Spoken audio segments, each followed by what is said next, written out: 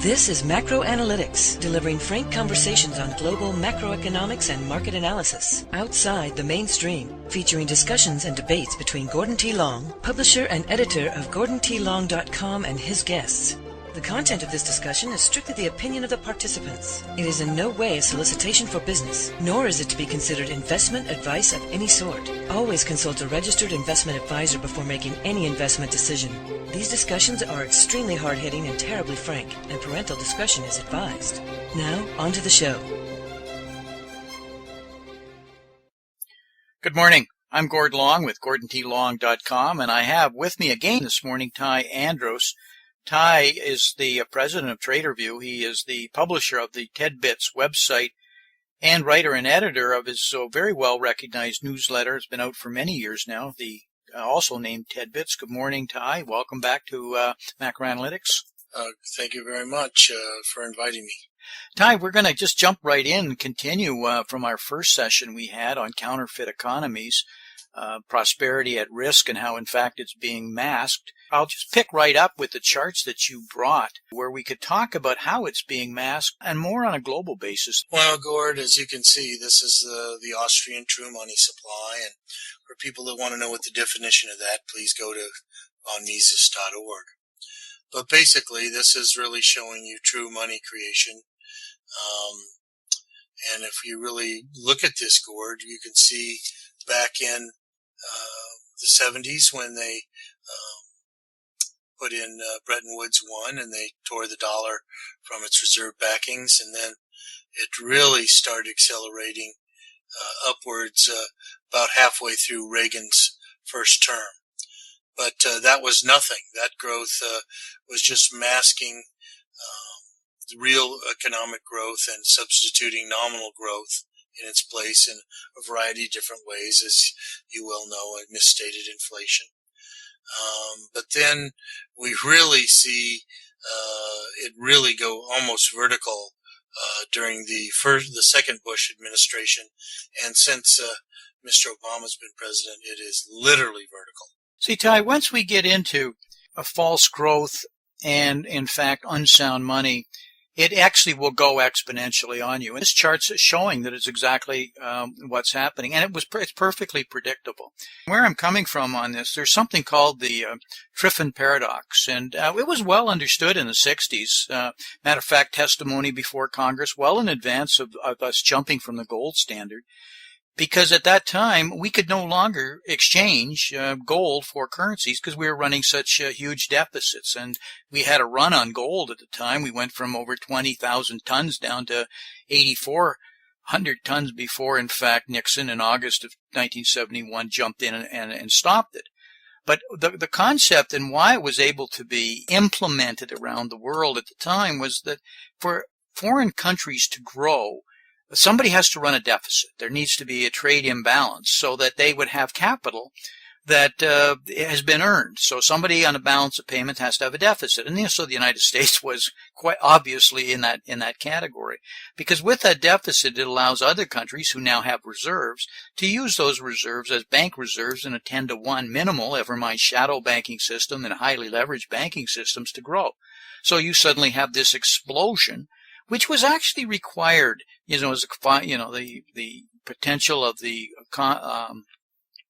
Berlin Wall, the communist countries now starting to consider, at least at that time, and subsequently failed, to coming into the mainstream capitalist system, needing the capital. Well, it's worked. The problem, and why I'm going through this, is it takes more and more money to do it, more and more artificial money once you start on that, because if in fact you start to contract in any way, and you can't keep feeding this machine, the money starts to reverse. And by that I mean, for example, the United States has approximately $6 trillion that's out there in the world right now, and 60% of it is in fact held by foreigners. And so if that money is no longer needed in quite the same manner, then in fact it'll be returned to the United States because it is an IOU, and it'll be returned for claims. That's called hyperinflation. And the only thing that's been able to sustain this for decades has been the fact that the petrodollar, where you can only buy gold, or rather you can only buy oil in U.S. dollars, and the fact that up until maybe 15 years ago, the United States was the largest trade power in the world, and everything was exchanged in U.S. dollars, never mind oil. Well, that's all changed. So suddenly we got this whole cycle beginning to reverse. And the only way to do it, to stop it, is to keep papering the money. And that's what we're doing. And it's gone exponential. And they can't stop it. Well, and I'd say that, that repatriation that you're talking about will be more and more. They will force them to buy treasury paper rather than buy, a building in New York. Ty, that's exactly correct. And matter of fact, that is the deal we struck with the Saudis in 1971, thereabouts, because what we said was that they would agree only to sell oil in the world, and it's always been the case. And the few that have objected to it, Saddam Hussein did, and he was removed 90 days after. Gaddafi did, and we know what happened there. So and Iran has now got its own Boris and is now debating on is claimed it's going to do it. Anybody who's objected to it, we've had removed from, or have been removed from power, because we can't afford. It's not about oil. It's about that it has to be traded in U.S. dollars. So what we did with that, and to pick up on your point, Ty, is we also said to the Saudis, not only do you have to buy and sell it in U.S. dollars to maintain our military favor of helping keep you in power and giving you the weapons, but we also have to keep those dollars in U.S. securities. You can keep them abroad. You can keep them anywhere you want, but they must be in U.S. securities and U.S. treasuries. And so they can steal the money with the printing press. Exactly correct. So it will be the same game. So there will be a forced financial repression to force the money to flow back into U.S. treasuries. And, with the size of our debt right now, look who's buying our debt. China's not. Russia's selling it. $1.5 trillion a year. I understand that the Federal Reserve printing money up at 1.2, but the only people buying it is Japan, and to a lesser degree Britain. Well, we got the two biggest bank countries in the world. So how can Japan buy U.S. treasuries when they're broke? Well, because they print the money to buy it. That's right. And so does it's just hidden deficit financing, and they call it an asset. It's a type of check kiting that's going on that no one ever pays. Bernie Madoff must be laughing in prison and saying he was just child's play. This is a giant Ponzi scheme of phenomenal proportions. Oh, check kiting's a better. You see, Ponzi schemes fall when, people, wake up. But this is a coerced Ponzi scheme. So you have to do it at the end of a gun. So, the Ponzi scheme can go a long time. And, like I said, Japan just buys up the paper and calls it an asset. It's nothing of the sort. And they didn't earn the money they used to buy it or anything else. They just hit a control key. And, Gord, one of the great scandals out there as well is the chart that we're just showing now. And that is how much deficit government spending is actually called GDP. And it's Herculean. Look at that. Japan, 10% of their GDP is printed out of thin air and bought by the Bank of Japan. Okay, and then they spend the money, and they call that GDP. It produces nothing. There's no product being produced. The UK, 8%. The US, 8%. Spain, 6%. The advanced economy, 6%. France, 4.5%, 5%. The world. That's all fake growth. There's no growth there. That's consumption. That's Keynesian. That's the insidious nature of Keynesian accounting. So we've got an economy on the left in Japan where its total debt is over 520% of GDP. Its government debt is at 225%. And its only reason it's been able to fund and keep its debt going is because of savings of its population, and it's literally in free fall because of a demographic shift right now. And yet the two countries on the left, as I pointed out earlier, are the only ones buying U.S. debt. Somebody needs to explain that one to me. Well, I'll explain it. It's called Control-Alt-Print. Okay, but the U.S., look at that. It's 8% of GDP, but, we talk about the Japanese government being 200. Well, if you use Kolikoff's numbers, which is also an excellent man out of Harvard, I mean, these are not crackpots. These people support everything that they're talking about. I mean, it's not like they're throwing darts somewhere. They're sitting there doing academic studies, and those studies support their conclusions. And they're excellent academics. But the U.S. sits there and they try to tell you that debt to GDP is 100%. Well, Kolikoff has the debt and the gap accounting at 211 trillion I'm going to call it a $12 trillion economy, which I'll show you in a minute. But that's 2,000% debt to GDP ratio on the government. Okay, the U.S. is the greatest, deadbeat out there. Just to put it into perspective, Ty, for our listeners, Rogoff and Reinhardt, Ken Rogoff, another Harvard guy, published a seminal piece of work that showed that basically you have debt saturation when your government debt is over 90% of your GDP. Historically, that's when you get into all sorts of serious cascading kinds of problems. And so right now we look at we only dream of getting back to 90% on official numbers, never mind all of the off-balance sheet numbers. So when we talk about things like Japan at 225%, even the peripheral countries in Europe officially are down in the 115 to 125 range. I would argue they're probably well north of 200, but nevertheless, Japan is just way, way ahead. And then, so now we've got the United States at 8, and then the UK at 9, and Japan at 12, and the advanced economies at 6. So the U.S. growth is 8% smaller. Now let's look at another subtraction of U.S. growth. That's called growth. It's all, from the Ministry of Truth. And this is imputed phantom growth. And what this is, these are economic transactions that are counted as GDP that never took place. And an example of that is if you own your home free and clear and the rent would be $2,500 a month, you didn't take in $2,500 a month, but they call that GDP, $2,500, and add it to the bottom line. Of course, that's what happens when you actually don't own your property. But, you sit there and you see imputed rental income. You see financial services.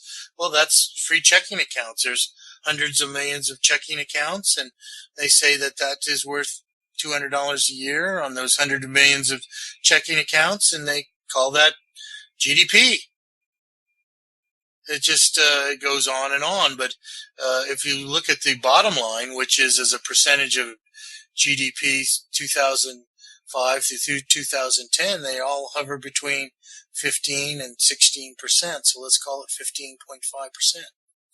So 15% of the $16 trillion economy we supposedly have now, well, that's $2 trillion less of economic growth. Then you add the 8% in, which is the deficit spending called production, and we're now at 23.5% of the growth is completely misstated. You look at these numbers and you say, well, who would ever sign off on this? Who would ever audit this and agree to it? I mean, this is there's some pretty ugly words you would use to describe the games that are going on. Whether you're using hedonic substitution, as you're pointing out, imputation, proportional distribution. Yeah, I mean, there's just a litany of this stuff. And the point I'd make on being audited, the auditors of the United States government haven't signed off for over 15 years on the books. Not necessarily because of this particular reason, but we are so distorted. So what we've really done is misrepresentation of economic growth. It's created a fallacy so that, in fact, what we have is effectively another way of counterfeiting. And the importance, Ty, of this is that, and for there's many reasons, but one of which is the United States Treasuries are the benchmark and considered risk-free. They're a risk-free asset. We've always been, until recently, AAA rated. All of the world's credit systems and credit markets base off that baseline. And so the reason when we were talking earlier about the amount of money, that U.S. dollars that are out there, as both the reserve currency and a trading dollar, and if they were ever to be returned for any reason, or even if they say from which currently 60% are offshore down to 5%, We're talking hundreds of billions of dollars that would flow in for credit. And so what we're effectively doing is we're counterfeiting risk-free assets, because in fact they're not risk-free. And they're very highly risked because we have undermined the value of money. They're no longer a store of value, and therefore they have a risk element. And we were to pricing of markets always is about pricing of risk. And therein is one of the critical flaws that's going on. And that's what's forcing them to do this. It isn't just about short-term political gains. There's all sorts of reasons for that. It's a bigger one. We're playing with a massive geopolitical problem with the U.S. dollar as a failing reserve currency. And as I pointed out in a series, we've had 11 major agreements that have been struck to undermine that between the BRIC countries, the emerging countries, and the most recent. And I have said this time numbers of times, September will go down as a seminal month in globalization. And it isn't because of OMT uncapped in Europe, and it isn't because of quantitative easing unlimited. It's because of the September 4th agreement between China and Russia that are now going to transact all of their energy and goods and services in non-US dollars. This, and being a major trading partner, this has the beginnings of a major problem. We have a currency war that's begun that could in fact jeopardize that 60% holding. It isn't the US dollar is suddenly going to not be the world's reserve currency. It isn't that it's going to stop being traded in US dollars. It's that it's going to change from 60% and start falling off. And in fact, Ty, it's been steadily falling here for the last 5 years. Well, Gord, it's only the beginning. Yes, it is. And I'm just trying to point out, Ty, why early innings. Why we're in that roadmap here. And I think it's a lot of people, there's misconceptions out there, Ty, that they believe we're fighting for oil. No, it's not about oil. It's about pricing it in oil in the US dollars. Everybody believes that trade deficits are an issue. Yes, they are, but we need trade deficits because of this balance of payments to keep the US dollar allowing this reserve system to work. And all of these things are misunderstood and have reversed. And that's why if you feel insecure today, and I'm telling our listeners, of something isn't right, it's because that underpinning has changed. It doesn't mean it's going to collapse tomorrow, but it means that we're on a slippery slope as it's beginning to crumble. And you can't reverse this thing until you have a market clearing event. You reprice assets because, as we've talked about in previous show, we have massive mispricing and malinvestment as a direct cause of this U.S. dollar issue. Well, Gord, it's actually just accelerating. It's been on the downslope, as we can see, for 30 years. But now, going from just a slide, it's now free fall. And that's how I would look at it. And, that's why it's so important to, develop our domestic energy resources and keep all that money domestically and bring that competitiveness of being a self-sufficient energy nation back to the United States. Just think if we weren't exporting $800 billion a year and that money was sloshing around the U.S. economy rather than going offshore as our chief export. These things can, lead to positive change. We're so far away from it. I just, the reason that Washington can be so effective, we used to have local governments. Okay, it used to be every state was pretty much semi-autonomic, and the federal government only took care of, defense and, that sort of thing. And it worked pretty good for hundreds of years, and it worked good, Gord, because people were within reach and the citizens could grab the politicians by the neck and tar and feather them if they didn't do the right thing. It's the same thing with the schools. Now they're faceless bureaucrats in Washington rather than the local PTA staring the principal down. And, it's central planning, it's central government, it's unaccountable government. It's all of the things that have destroyed empire after empire, and it's just unfolding here, but it's on a scale that we can't even imagine. Now, Gord, let's go to the next chart where we show just this year's lies and then previous lies that have been built up by deficit spending. Wow, look at that. Look at that. Those are the deficits and then the maturing debt. And this is just for 2012. Look at that. The United States has got to raise or borrow, roll or borrow 25% of GDP. And that's on the fake numbers. And of course, we're looking at that for the next 4 years. Look at Japan at 60%. How did they meet those hurdles, Gord? Did they meet them? Did they meet them with investor demand, Gord, or do you think they met them with a printing press? Well, we know how Japan's doing it as they go to quantitative easing number 9, which has failed, and it was another 10 trillion yen. I think they now have a total debt that's measured in the quadrillions of yen. So we really just see a bunch of deadbeat economies floating along on previous excess until this stops, and they're forced to actually produce more than they consume and be self-sustaining. Nothing's going to change, and self-sustaining is the right word. Nothing's going to happen. Nothing's going to happen. We're just headed for the ultimate denouement when people finally wake up and understand that they're holding IOUs of morally and physically bankrupt public servants. See, Ty, they can't stop the flywheel. And the flywheel can only get faster, and that's why you see it to be in free fall and accelerating, because once you're on this treadmill of creating money by the nature of the reserve banking system, and you're bleeding out of the reserve system payments on debt, I'll call it debt saturation, to in fact reduce it and start to implode it, everything starts to come down because collateral values themselves are then lowered in pricing value. So the only way that they perceive to be able to continue going is, in fact, to accelerate money printing.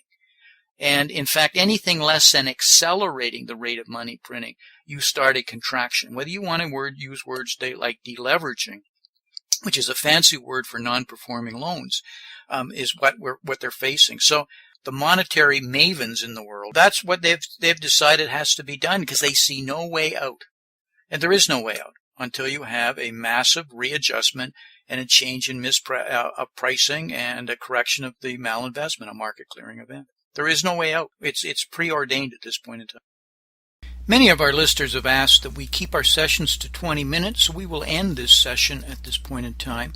The reason for this is that we have an audio component as well as video, and many of our listeners listen to the show on their commute to and from work. Thank you very much. This will resume as the second session of Part 2. This has been Gordon T. Long, editor and publisher of GordonTLong.com. New recordings are posted regularly and can be found at GordonTLong.com. New show notifications are available through RSS feed, iTunes, and other social networking venues at GordonTLong.com.